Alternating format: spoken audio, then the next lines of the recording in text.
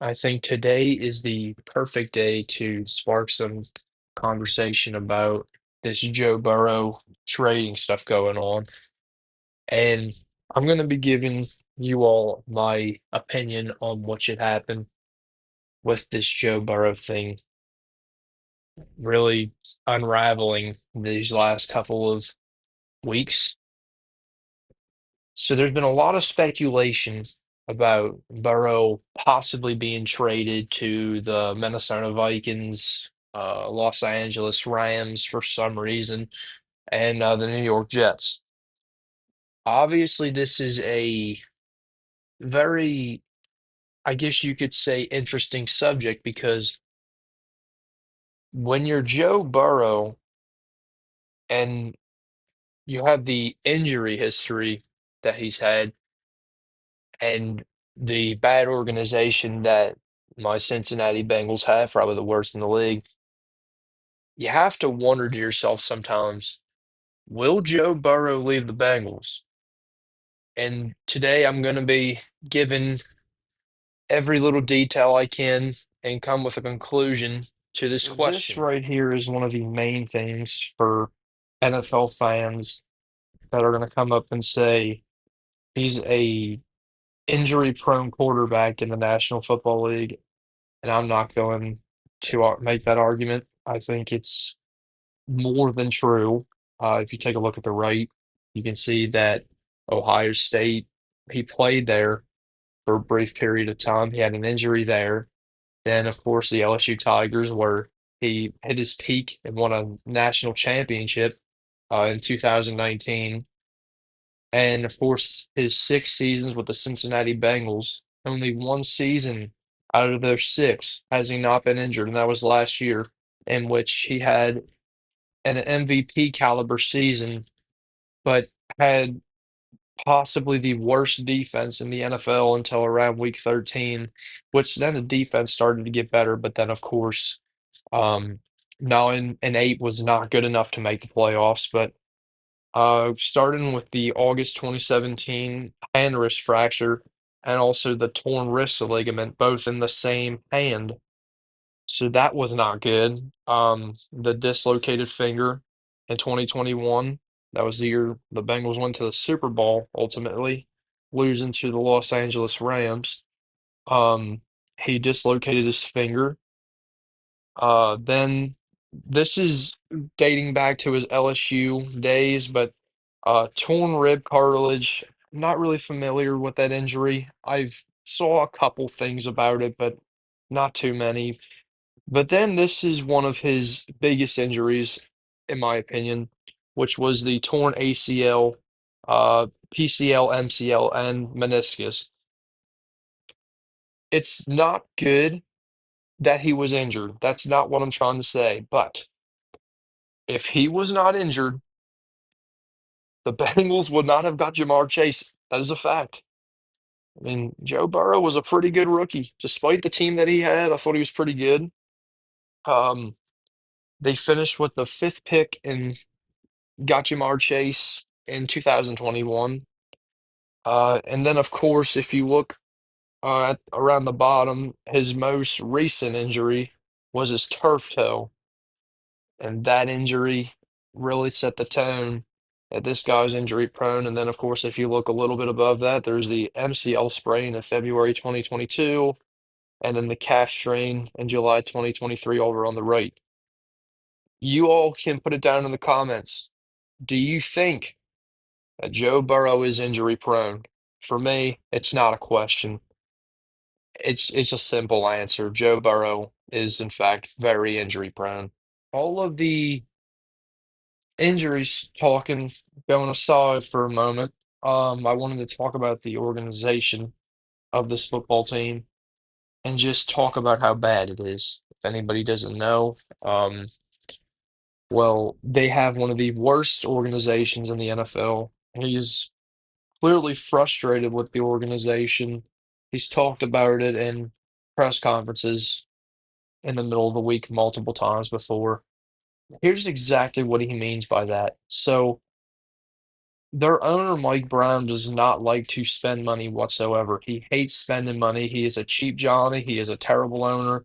I do not like him, the owner of this football team, but it is what it is. But basically, they have two individuals in their scouting department, which is lowest in the NFL, and which is why they don't draft good.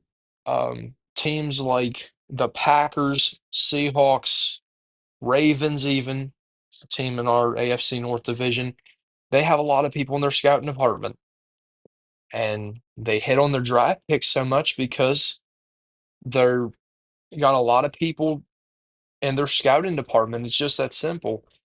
Um, Another thing with their organization is that they don't like to spend money on their head coach and staff. So basically, like Zach Taylor, for example, is the second lowest paid coach in the NFL. So I'm almost 100% sure Burrow does not want Zach Taylor in as their head coach next year. Why? Because for one thing, if Burrow is throwing 5 touchdowns in a game, they still have a chance to lose. And I'm not saying some of that blame shouldn't go on Al Golden, but Al Golden really hasn't been that bad recently. Of course, last week they lost to the Ravens 24 to nothing. But thing is about that game, they had multiple opportunities to score on the Ravens side of the field. And I think it was 4 or 5 drives. They were inside the 50, to be exact, and they didn't score anything. There is a play calling problem in Cincinnati. Another problem with their money spending here. They don't like to pay players. And I will tell you exactly how many good players they haven't paid. Their Super Bowl run in 2021, they had the best safety in the league, who is now on the Atlanta Falcons. That's Jesse Bates. They decided to not sign him, and they drafted Dax Hill as a replacement. I think Dax Hill is mediocre, to say the least. But mediocre isn't the best. I mean, it's clear enough Jesse Bates is probably the best safety in all football. He could be. If somebody told me he was, I wouldn't disagree. Another familiar problem has been their defensive line. Their interior defensive line sucks. They don't have any. And the one they let go is DJ Reader. And the season after that, they signed Sheldon Rankins, who was a couple $1 million less than what DJ Reader would have been. But with that being said, DJ Reader is still on the Lions. Sheldon Rankins, I don't even think I know what team he's on. It's clear enough, though, this team does not like to sign people, and that's going to continue to be a problem in recent years. And the last thing that I wanted to talk about was where should Joe Burrow be traded, and do I think he should be traded? All right, I'm going to break this down. So, any football fan that I know that knows me personally knows that I love the draft. I have loved it since I was a little boy. It's one of my favorite things to watch. It all of everything about it is great, right? And I heard around the trade deadline of this season that the Jets had offered the Bengals 5 first-round picks, and I think it was running back Breece Hall. And at the start of it, I said no. But then I really thought about it and I was like, 5 first-round picks for a guy who can't stay on the field to save his life? I was like, sign me up for it. But with that being said, 5 first-round picks for one player, and the guy is injury prone, it could easily be fake. Easily can be fake. Um, but here's what I'll say. If there is a team in the NFL that offers us 5 first-round picks for Joe Burrow, you gotta trade him, right? 5 first-round picks. I mean, think of how many good first round players there have been in the last couple of years. You can't turn down that offer. And when you have a defense as bad as ours and an offensive line as bad as ours, you got to really think about that. And with that being said, it could be false, but who knows? But okay, now we're going to talk about which one of these teams, uh, as seen above, do I think he would go to if one of these three teams got him? So I'll start with the Rams. So of course Stafford is their quarterback. They have a top 10 pick in this upcoming draft with the Falcons who traded it to him. I think it was in the James Pierce trade in last year's NFL draft. I really can't see the Rams trying to get him because I do think Stafford will stay for a couple more seasons. So I'm going to take them off the list. But now the Jets, they have a lot of draft compensation. I mean, a lot. They have a lot of draft picks. They have 5 first-round picks. In the next 2 seasons, they traded Sauce Gardner, they traded Quinnen Williams, and they just got a lot of picks out of it, right? Well, anyways, so with that being said, the Jets realistically could get him. If they wanted to give us all those picks, I think owner Mike Brown would say we have to accept that trade. 5 first-round picks. It's just, and the Jets are the Jets. Maybe those picks wouldn't even be that high. Maybe they'd be low picks. I don't know. But either way, I really could see him going to the Jets if a trade does happen. Last destination is the Minnesota Vikings. And this is the destination I think is most possible. And the reason I say that is because they have a great head coach. Um, they have Justin Jefferson, who played with Joe Burrow at LSU and won a national championship with him. They have made their offensive line, and their offensive line is really good. Their defense is really good.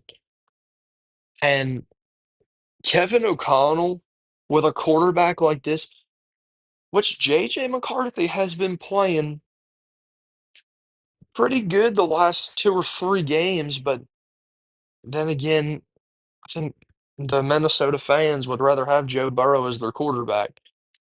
But then again, Kevin O'Connell, really good head coach. Um, Brian Flores, really good defensive coordinator.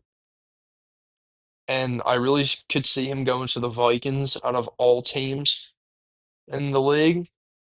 But with that being said, him and Justin Jefferson, that really good offensive line and their defense, could they make a Super Bowl run? Not to mention, they still have Jordan Addison, Josh Naylor, Aaron Jones. I think Jordan Mason's pretty good. TJ Hawkinson.